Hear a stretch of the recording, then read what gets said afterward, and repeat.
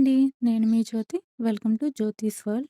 ఈరోజు సింపుల్‌గా, టేస్టీగా ఫిష్ ఫ్రై ఎలా చేసుకోవాలో చూసేద్దామా?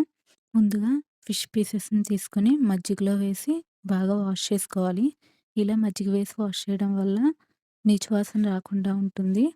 శుభ్రంగా వాష్ చేసిన తర్వాత పావు టీ స్పూన్ పసుపు, రుచికి సరిపడా ఉప్పు, 2 స్పూన్స్ కారం, హాఫ్ టీ స్పూన్ అల్లం వెల్లుల్లి పేస్ట్, 1 టీ స్పూన్ వేయించిన ధనియాలు, జీలకర్ర powder, half teaspoon garam masala, కొద్దిగా కరివేపాకు, 1 టీ స్పూన్ నిమ్మరసం వేసుకొని బాగా కలుపుకోవాలి. చూడండి ఇలా బాగా మసాజ్ చేస్తూ కలుపుకోవాలి. ప్రతి ముక్కకి కూడా ఈ మసాలా పట్టేలాగా బాగా కలుపుకొని 1 అవర్ ఫ్రిడ్జ్‌లో పెట్టుకొని మ్యాగ్నేట్ చేసుకోవాలి.